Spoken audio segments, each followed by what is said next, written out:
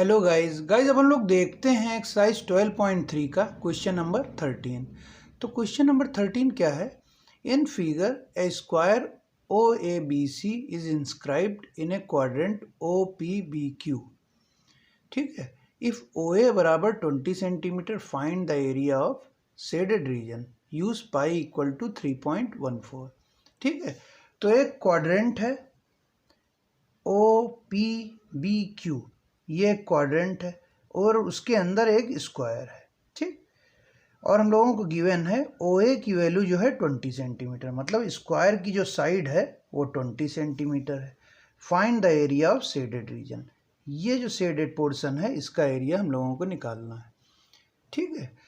तो ये एक हमारा क्वाड्रेंट है ओ पी बी क्यू, ये एक क्वाड्रेंट है और ओ ए बी सी एक स्क्वायर है। तो हम लोगों को ये शेडेड पोर्शन का एरिया निकालना है, तो हम लोग क्या करेंगे, इस क्वाड्रेंट के एरिया में से स्क्वायर का एरिया माइनस कर देंगे तो ये शेडेड पोर्शन का एरिया आ जाएगा। ठीक है।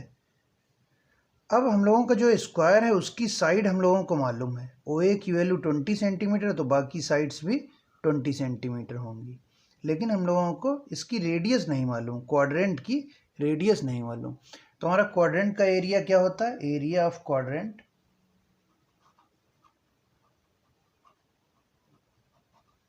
क्या होता है? 1/4 पाई आर स्क्वायर, ये होता है। ठीक। क्वाड्रेंट का एंगल 90 डिग्री, तो 90/360 इंटू पाई आर स्क्वायर, तो कितना आ जाता है? 1/4 पाई आर स्क्वायर। तो यहाँ पे आर की वैल्यू हमको नहीं मालूम है। ठीक है। तो आर की वैल्यू अगर हम लोगों को निकालनी तो हम लोगों को क्या करना होगा? ठीक। अब ये स्क्वायर दिया है, इतनी साइड की वैल्यू हम लोगों को मालूम है 20 सेंटीमीटर। तो अगर हम लोगों को ये पूरी वैल्यू, यहाँ तक की भी वैल्यू मिल जाए तो हम लोग इसकी रेडियस, क्वाड्रेंट की रेडियस निकाल सकते हैं। ठीक। ठीक। तो हम लोग जानते हैं कि अगर सेंटर से सर्किल के सरकमफ्रेंस पे किसी भी पॉइंट को सेंटर से मिलाया जाए तो रेडियस हो जाती है। ठीक। तो अगर हम लोग इस पॉइंट से इस पॉइंट को मिला दें तो ये हमारी रेडियस हो जाएगी। तो इसकी वैल्यू हम लोग निकाल सकते हैं, क्योंकि ये स्क्वायर है और ये 90 डिग्री होता है। ठीक। तो हम लोग इस पर पाइथागोरस थ्योरम लगा सकते हैं और ये साइड निकाल सकते हैं। तो अगर ये साइड हमारी 20 सेंटीमीटर है तो ये साइड भी 20 सेंटीमीटर है। तो पाइथागोरस थ्योरम से ये साइड ओ बी निकाल सकते हैं। ठीक। तो हम लोग क्या लिखेंगे? In triangle O A B. ठीक। ये हमारी रेडियस होगी, क्योंकि सर्किल के सेंटर से सर्किल के सरकमफ्रेंस पे कोई भी पॉइंट को ज्वाइन किया जाता है तो रेडियस होती है। ठीक। तो इन ट्रायंगल ओ ए बी क्या हो जाएगा? ओ बी का square is equal to O A का स्क्वायर प्लस ए बी का स्क्वायर। तो ओ ए कितना है हमारा? 20, ए बी कितना है हमारा? 20। ठीक। तो ये कितना हो गया? 20 का स्क्वायर 400 और 20 का स्क्वायर 400, तो ये हो गया 800 सेंटीमीटर। ठीक। तो ओ बी स्क्वायर हो गया हमारा 800, तो ओ बी की वैल्यू क्या हो जाएगी? √800।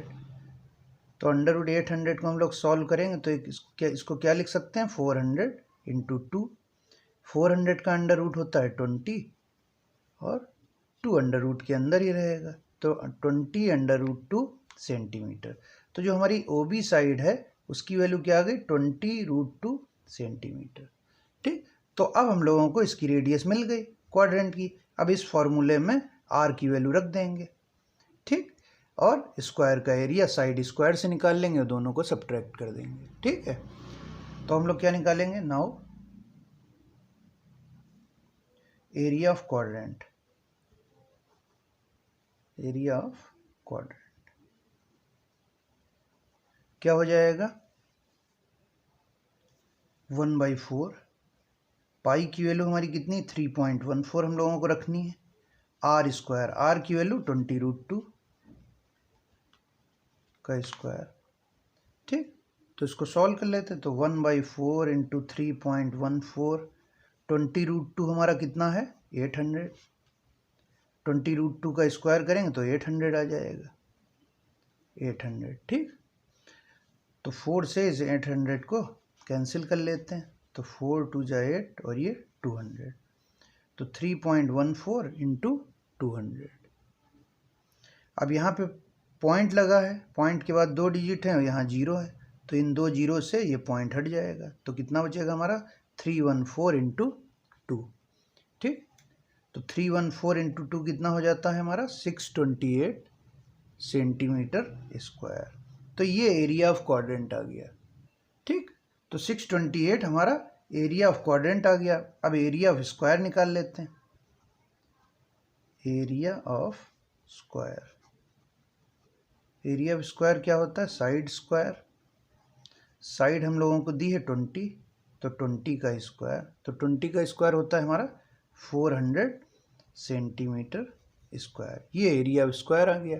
अब एरिया ऑफ क्वाड्रेंट में से एरिया ऑफ स्क्वायर माइनस कर देंगे तो हम लोगों को शेडेड पोर्शन का एरिया मिल जाएगा। ठीक है, now area of shaded reason.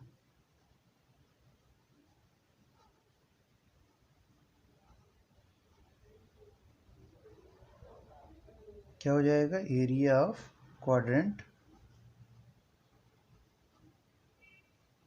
Quadrant हमारा क्या है OPBQ minus area of square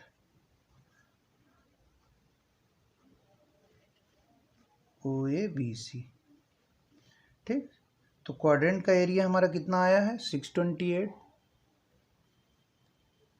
और स्क्वायर का एरिया 400, तो 628 माइनस 400 इज 228 सेंटीमीटर स्क्वायर। तो ये आ गया हमारा शेडेड पोर्शन का एरिया। ठीक है, तो हम लोगों को इस शेडेड पोर्शन का एरिया निकालना था, तो हम लोगों ने स्क्वायर का एरिया निकाला, स्क्वायर के एरिया को क्वाड्रेंट के एरिया से माइनस कर दिया, तो ये पोर्शन का एरिया हम लोगों को मिल गया। ठीक है, तो गाइस अब हम लोग देखते हैं एक्सरसाइज 12.3 का क्वेश्चन नंबर 14। क्वेश्चन नंबर 14 क्या है, AB and CD are respectively arcs of 2 concentric circles of radii 21 centimetre and 7 centimetre and centre O। If angle AOB बराबर 30 degree, find the area of shaded region. तो हम लोगों को इस shaded region का area निकालना है। हम लोगों को गिवन क्या है कि AB और CD 2 कंसेंट्रिक सर्किल्स हैं, उनकी आर्क है। ठीक, ये रेडियस हम लोगों को गिवन है 21 सेंटीमीटर और ये रेडियस गिवन है 7 सेंटीमीटर। तो ये एक हमारा, अगर हम लोग इमेजिनरी सर्किल फॉर्म करें तो ये एक हमारा सर्किल बन रहा है और ये, और दोनों ये सर्किल जो हमारे हैं वो कंसेंट्रिक सर्किल्स हैं। ठीक है, तो हम लोगों को इस शेडेड पोर्शन का एरिया निकालना है। इस पोर्शन का जो स्मॉलर सर्किल है उसका रेडियस 7 सेंटीमीटर और जो बिगर सर्किल है उसका रेडियस 21 सेंटीमीटर। ठीक, तो शेडेड पोर्शन हम लोग निकाल लेंगे। अब ये हम लोगों का एक सेक्टर बन रहा है, ये एक सेक्टर बन रहा है OCD और एक सेक्टर बन रहा है OAB। तो OAB सेक्टर का एरिया निकाल लेंगे और OCD सेक्टर का एरिया हम लोग निकाल लेंगे और दोनों को माइनस कर देंगे तो शेडेड पोर्शन का एरिया मिल जाएगा। और सेक्टर का एंगल 30 डिग्री दिया है। ठीक, तो दोनों सेक्टर के लिए 30 डिग्री ही एंगल यूज़ होगा। ठीक है, तो हम लोग एरिया निकाल लेते हैं, एरिया ऑफ सेक्टर OCD। तो हम लोगों को रेडियस गिवन है, लिख लेते हैं हम लोग। OC is equal to 7 centimetre और OB is equal to 21 centimetre. ठीक, तो इसको हम लोग बोल देते हैं, ये है R2 और ये है हमारी R1। ठीक, तो ये R1 है और ये R2 है। ठीक, अब हम लोग सेक्टर का एरिया निकाल लेते हैं। तो एरिया ऑफ सेक्टर OCD क्या हो जाएगा, सेक्टर का एरिया हमारा क्या होता है θ/360 इंटू πr²। थीटा की वैल्यू 30 डिग्री, तो 30/360, तो 30/360 इंटू पाई, और r की वैल्यू कितनी है OCD के लिए 7, तो 7 का स्क्वायर। ठीक, इसको हम लोग काट लेते हैं तो ये कितना बचेगा 12, तो 1/12 इंटू पाई इंटू 7 का स्क्वायर। ठीक, तो ये आ गया हम लोगों का area of sector OCD centimetre square. ठीक, इसको और भी हम लोग सॉल्व कर सकते हैं, तो ये कितना हो जाएगा 49 pi divide by 12 centimetre square. ठीक है, अब हम लोग एरिया ऑफ सेक्टर OAB निकाल लेते हैं। तो एरिया ऑफ सेक्टर OAB ये कितना हो जाएगा हमारा 30/360 इंटू पाई इंटू R 21 का स्क्वायर। ठीक है, तो इसको हम लोग कैंसिल करेंगे तो आ जाएगा 1/12। तो 1/12 इंटू पाई इंटू 21 का स्क्वायर कितना होता है 441। ठीक, तो 441 pi divide by 12 centimetre square. ये हमारा एरिया आ गया सेक्टर OAB जो कि बिगर सेक्टर है। ठीक, अब हम लोगों को शेडेड पोर्शन का एरिया निकालना है, तो बिगर सेक्टर माइनस स्मॉलर सेक्टर। ठीक, तो area of shaded portion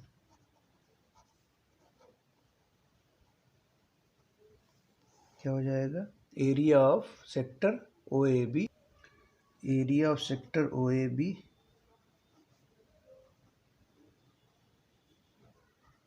minus area of sector OCD। ठीक, OAB और OCD। ठीक है, तो area of sector OAB minus area of sector OCD। ठीक है, तो OAB का एरिया हमारा 441/12, 441 pi upon 12 minus 49 pi upon 12, 49 pi upon 12। ठीक है, तो हम लोग क्या करते हैं, इसमें से पाई/12 कॉमन ले लेते हैं।